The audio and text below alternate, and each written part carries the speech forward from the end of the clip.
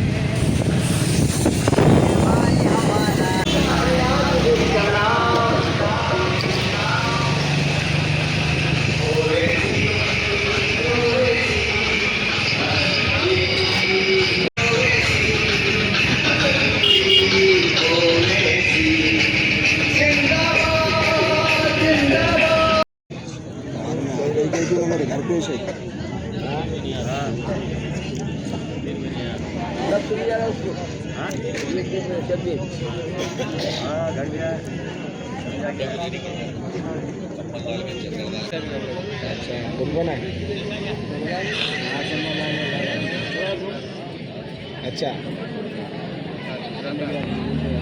अच्छा अच्छा अच्छा और बच्चे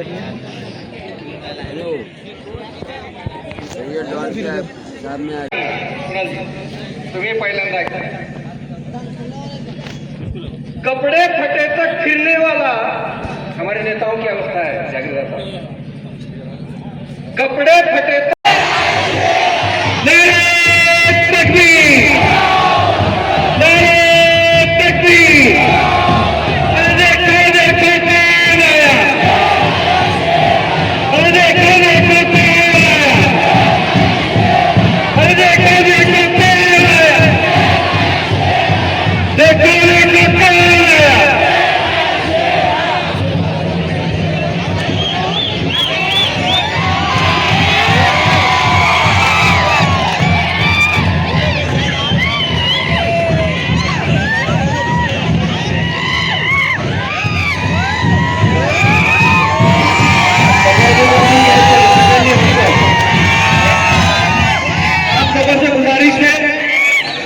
जल्द बैठ जाइए क्योंकि टाइम कम है।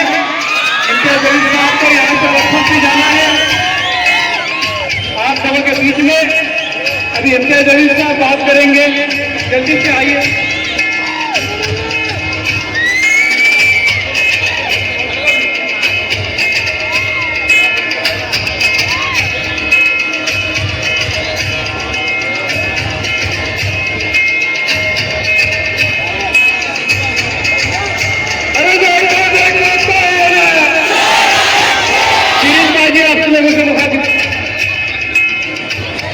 अस्सलाम वालेकुम व रहमतुल्लाहि व बरकातहू। मैं अपने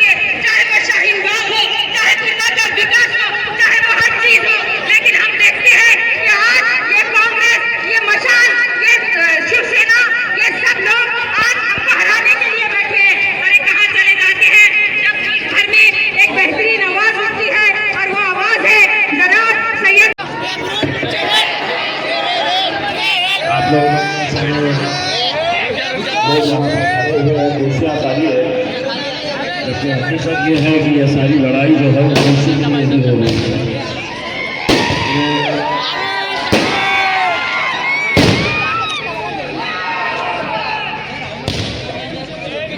बचा के रखो, तुम सारे कदम छोड़ना है मेरे भाई।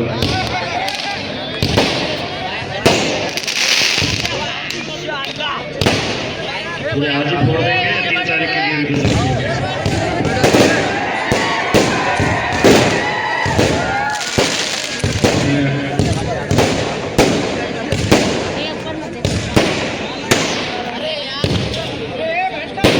मैं आप लोगों का तहे दिल से शुक्रिया अदा करता हूँ कि आप लोग यहाँ पर हमें सुनने के लिए आए हैं। आप जानते हैं कि महाराष्ट्र के अंदर विधान परिषद के लिए नगर परिषद के इलेक्शंस होने जा रहे हैं। सबसे पहले तो मैं आप लोगों को मुबारकबाद देता हूँ बिहार की कामयाबी के लिए। यकीनन आप लोग बिहार के हमारे चुनाव के अंदर अपना वोट तो नहीं डाल सके, लेकिन हमें पूरा यकीन है कि जिस दिन नतीजे आ रहे थे आप लोगों ने भी अपने हाथ उठाकर अल्लाह से दुआ किए थे कि इस बार मजलिस को कामयाब करते हुए बोला, और अल्हम्दुलिल्लाह हमने 5 सीटें वहाँ पर कामयाबी हासिल की। दरअसल देखा जाए तो हम वहाँ पर 9 सीटें जीत सकते थे, लेकिन जो खेल हर शहर के अंदर खेला जाता है हमारी क़यादत को ख़त्म करने के लिए, हमारी एक सीट महज 300 वोटों से हम हारे, और बाकी जो 3 सीटें हमारे उसमें वोट काटने का काम कांग्रेस और आरजेडी ने किया। हमारे उम्मीदवार को 80,000 के करीब वोट मिले और वो चंद हज़ार वोटों से, और यही वोट कांग्रेस और आरजेडी ने हासिल किए। आज महाराष्ट्र के अंदर भी हम देख रहे हैं जहां बहुत मजबूत है, मजबूती के साथ हम इलेक्शन लड़ रहे हैं, वहाँ पर कांग्रेस हो, एनसीपी हो, अजीत दादा की एनसीपी हो, शरद कुमार साहब की एनसीपी हो, ये सभी लोग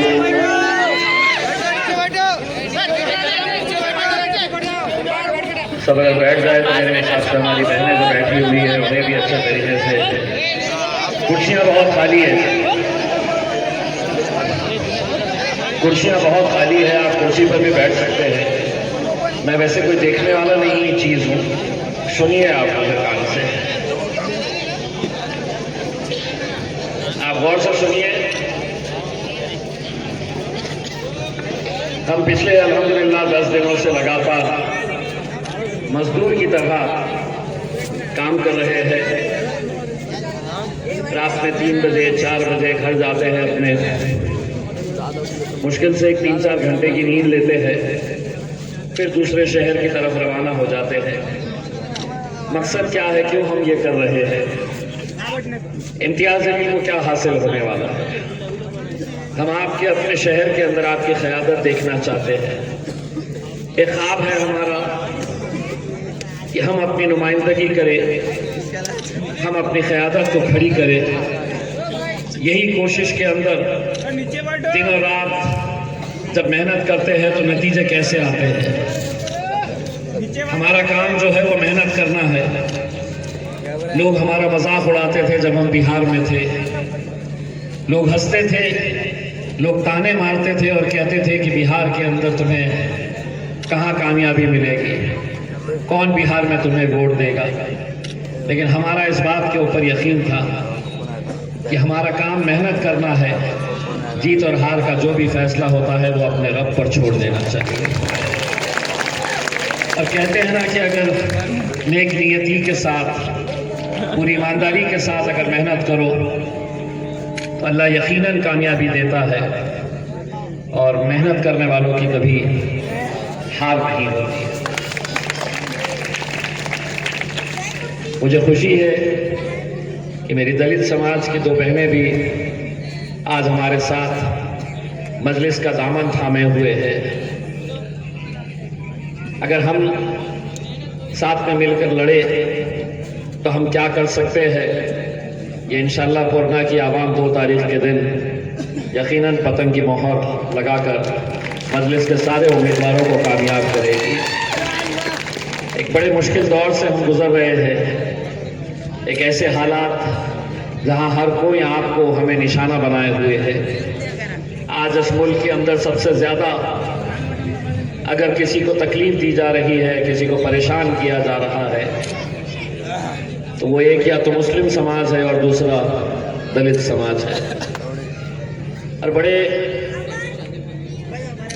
जिम्मेदारी के साथ मैं ये कह रहा हूँ, अगर इस मुल्क में असदुद्दीन अवैसी साहब जैसे लोग नहीं रहेंगे, उनके जैसे बेबाक तरीके से हुकूमत के आंख में आंख डालकर सवाल करने वाले लोग नहीं रहेंगे, तो आज के इस हालात के अंदर किस तरीके से आपकी इबादत गाहों को निशाना बनाया जा रहा है, आपके मदरसों को बंद करने की बात की जा रही है, दलितों के जितने भी स्कॉलरशिप्स हैं, उनके जितने स्कीम्स हैं वो बदले जा रहे हैं।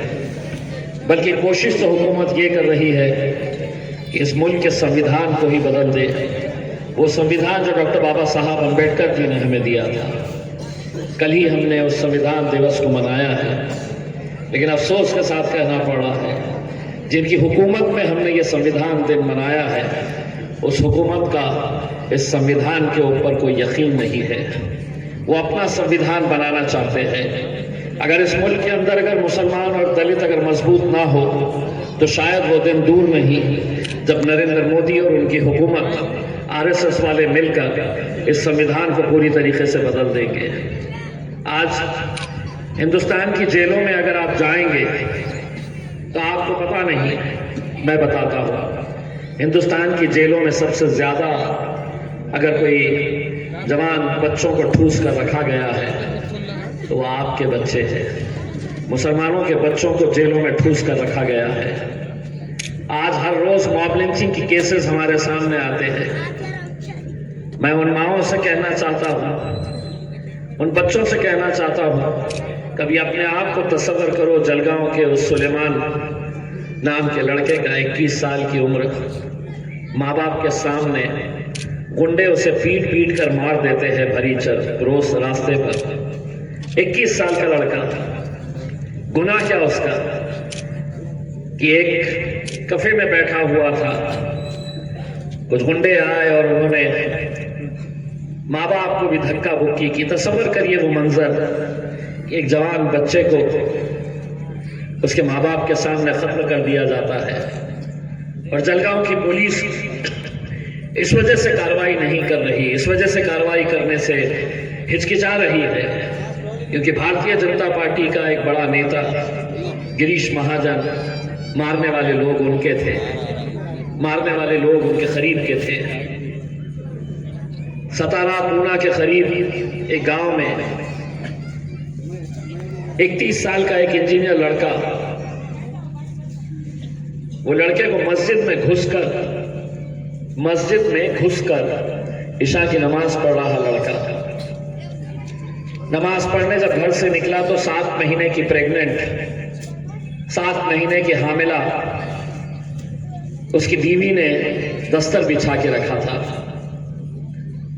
शौहर से कहा कि खाना खा लो फिर नमाज पढ़ने जाना। वो नूरुल हसन नाम के लड़के ने कहा कि मैं पहले नमाज पढ़कर आता हूं फिर खाना खाएंगे। मस्जिद के ऊपर बजरंग दल विश्व हिंदू परिषद के गुंडों ने हमला किया, मस्जिद का दरवाजा तोड़कर अंदर घुसे और उस लड़के के सर पे एक बड़ी फर्शी से, रॉड से उसी मस्जिद के अंदर उसको खत्म कर दिया। उसका बुजुर्ग बाप उसी मस्जिद के अंदर नमाज पढ़ रहा था। कुछ बच्चे उसके घर पर भाग कर गए और उन्होंने उसकी बीवी को बताया कि तुम्हारा शौहर अब जिंदा नहीं है, उसको मार दिया गया है। क्या कोई यकीन कर सकता है? क्या हम ये तस्वीर कर सकते हैं कि वो लड़का आप में से कोई हो सकता है? कोई नहीं आवाज उठाएगा, कोई नहीं लड़ने वाला, कोई नहीं बोलने वाला। आप कहेंगे कि साहब ये तो नगर परिषद का इलेक्शन है, इसमें उसका क्या ताल्लुक है? ताल्लुक है। जब तुम्हारी आवाजें खत्म हो जाएगी तो तुम्हारे मसले कौन उठाएगा? आज पूर्णा के अंदर मैं पूरा शहर नहीं घूमा हूं, लेकिन मैं दावे के साथ कह सकता हूं, अगर हमारी ये बहन से पूछे कि पूर्णा के मुद्दे क्या है, तो इस मुल्क को आजाद होने के बाद जो मुद्दे थे, आज 76 साल के बाद भी वही मुद्दों के ऊपर हम इलेक्शन लड़ रहे हैं। क्या मेरे मोहल्ले के अंदर अच्छी सड़क नहीं है, ड्रेनेज चोकअप होता है, लाइट नहीं है, अच्छा पानी नहीं मिलता हमारे को, साफ सुथरा पानी, यही मुद्दे हैं। हम कोई ताजमहल की मांग नहीं कर रहे, हम कोई 5 स्टार नहीं मांग रहे। हमारे तो बहुत जो रोजमर्रा की जिंदगी से ताल्लुक रखने वाले हैं वो मुद्दे हैं। अब आपकी बस्तियों के अंदर ये हालात ऐसे क्यों है? मैं हमेशा एक बात कहता हूं, इस मुल्क के हर शहर के अंदर 2 शहर बसते हैं। मैं पूर्णा शहर घूमा नहीं हूं, लेकिन दावे के साथ कह सकता हूं कि पूर्णा शहर में भी 2 शहर बसते हैं। एक वो शहर जहां वो रहते हैं, एक वो शहर जहां ये रहते हैं। वहां हर चीज अच्छी नजर आएगी, हर चीज अच्छी नजर आएगी। कितने दिनों से? 10 दिनों से पानी बंद है, और हम इलेक्शन आया तो हम क्या करते हैं? इलेक्शन आया तो हम ये नहीं देखते हैं कि काम करने वाला कौन है, हम ये देखते हैं कि ये माझी जाति क्या है, ये मेरे मजहब की है क्या, ये मराठा आहे का, ओबीसी आहे का, दलित आहे का, मुस्लिम आहे का। इस बुनियाद के ऊपर हम इलेक्शन लड़ते हैं। इसीलिए जब जात और धर्म के नाम के ऊपर इलेक्शन होने लगे तो फिर आप किसे भी खड़े कर दीजिएगा, वो अपने जात के हिसाब से, चाहे फिर वो चोर हो, लुच्चा हो, लफंगा हो, बदमाश हो, माझी जाति चाहे, मेरे धर्म का है, मेरे मजहब का है, आंख बंद करके वोट डाल दो। यही खेल खेला जा रहा है। आज हम आपके बीच में इसलिए आए हैं कि आज जो मुल्क के हालात है उसको देखते हुए अगर आप अपनी क़यादत को मजबूत नहीं करेंगे, अगर आप अपने नुमाइंदों को वहां पर नहीं भिजाएंगे, क्या आपकी ख्वाहिश नहीं है, क्या ये मेरी बहनों की ख्वाहिश नहीं है, क्या मेरी माओं को ऐसा लगता नहीं है कि हमारे बच्चों को भी अच्छी जिंदगी मिलनी चाहिए, हमारे इलाके में भी अच्छे स्कूल आने चाहिए, अच्छा अस्पताल होना चाहिए। बड़े बड़े धन्ना सेठों के लिए मैं मेंबर ऑफ पार्लियामेंट रह चुका हूं, माजी खासदार। मैं हिंदुस्तान के बड़े से बड़े अस्पताल में जाकर मैं अपना इलाज मुफ्त में करा सकता हूं, क्योंकि मैं माजी खासदार हूं, मैं मेंबर ऑफ पार्लियामेंट था। लेकिन जिन्होंने ये कानून बनाया है उन्हें ये मालूम नहीं है कि इसको खासदार कोई आसमान से नहीं बनकर आया था, इन्होंने मुझे खासदार बनाया था। जनता बनाती है, और अगर जनता अपने लोगों को ही भूल जाए और कहे कि नहीं तुम जाओ सरकारी अस्पताल में धक्के खाओ, तुमने अगर जिसको बनाया है अगर वही सारे फायदे उठाता रहा। आज महाराष्ट्र के अंदर क्या चल रहा है? जो कट्टर राजनीतिक दुश्मन है एक दूसरे के, कट्टर, एक तो भारतीय जनता पार्टी के पास बेईमानी का इतना पैसा आ चुका है कि वो इंसानों को खरीदते हैं। हमने ये देखा था कि बाजारों के अंदर हर चीज खरीदी जा सकती है, लेकिन इंसानों की कीमत नहीं हुआ करती थी। भारतीय जनता पार्टी ने उसको भी गलत साबित किया है। जब उन्होंने देखा कि अगर हमें हुकूमत में बने रहना है तो इस इंसान की कुछ ना कुछ तो कीमत होगी। देखिए ऊपर वाले की भी चक्री कैसी चलती है। जिस देवेंद्र फडणवीस ने और जिस नरेंद्र मोदी ने एकनाथ शिंदे को कहा था कि तुम जाओ और शिवसेना को फोड़ दो, उन्होंने पैसे के लालच के अंदर पूरी शिवसेना को फोड़ दिया। और वही भारतीय जनता पार्टी एकनाथ शिंदे की शिवसेना को फोड़ने का काम कर रही है। आप सोचिए, कहते हैं ना कि जैसी करनी वैसी भरनी। आप उस वक्त लोगों को पैसा दे देकर खरीद लिए और इंसान भी बहुत सस्ते में बिकने लगा है। मेरे शहर के तो पूरे आमदार,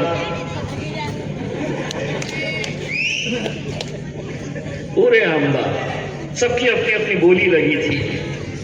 जरा सा गुवाहाटी का टहल के आ गए, चलने ढलने का अंदाज ही बदल गया था, बात करने का तेवर बदल गए थे। पैसा कब तक टिकने वाला है? पैसा कब तक टिकने वाला है?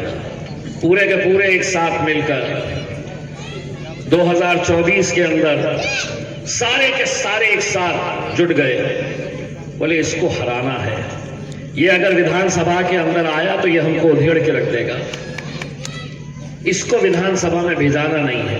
तो क्या कांग्रेस, क्या बीजेपी, क्या एनसीपी, चचा भतीजे दोनों भी, क्या उद्धव साहब, सब एक साथ मिलकर आ गए। लेकिन उसके बावजूद भी उनमें हिम्मत नहीं थी मुझे हराने की। हराया किसने? हराया उन लोगों ने जो आज यहां पर भी वैसे लोग मिलेंगे। कौन हराया? तो हमारी सफों में मौजूद दलालों ने हराया है। वो दलाल अगर वहां पर मिल सकते हैं तो वो दलाल खुर्दा में भी यकीनन मिलेंगे आपको। इनके धंधे, इनके दुकान हर 5 साल के बाद चलता है।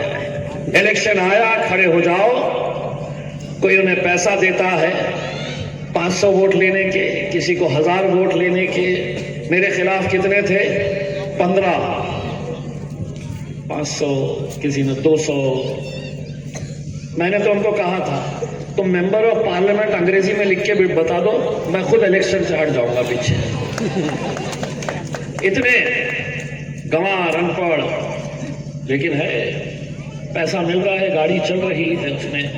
इन्होंने समझे सबने कि इसको हरा दो, ये मजलिस यहां से महाराष्ट्र से कमजोर हो जाएगी, खत्म हो जाएगी और ये आएगा नहीं, हमारी नाक में दम करेगा नहीं करके। उनको क्या मालूम था कि तुम तो जीते हुए हैं, हम तो हारे हुए हैं। लेकिन आज भी आकर देखो हमारा जलवा कैसा है।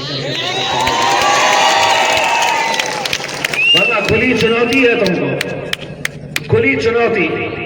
चलिए, महाराष्ट्र के अंदर शहर तुम्हारा, जिस शहर के अंदर बोले तुमने, इतने सारे लोग जमा करने के लिए 200-500 रुपये देना पड़ता है, तब आकर लोग बैठते हैं।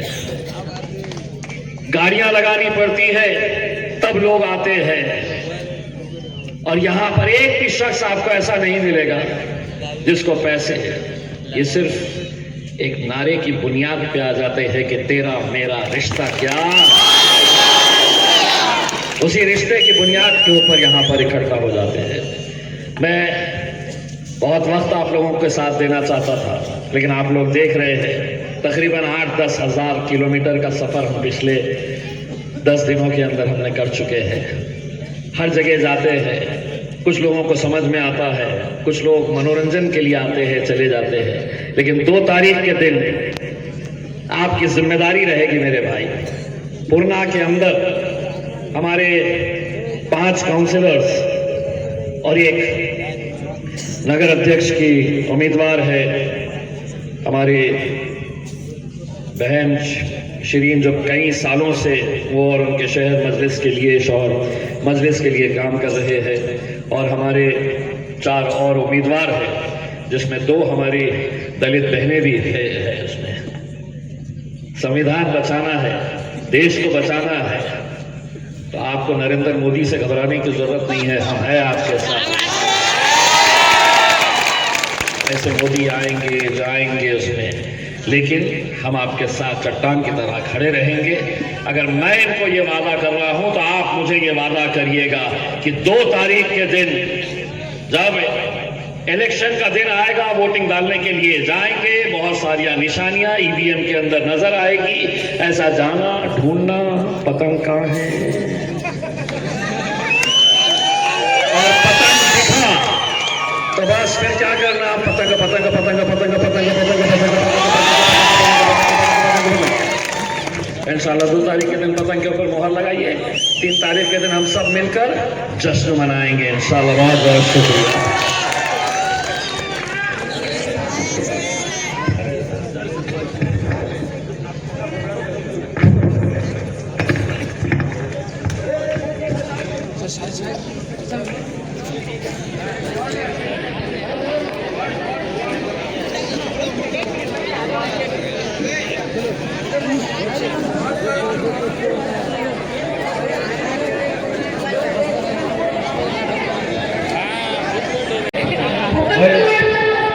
भाई सब खत्म हुआ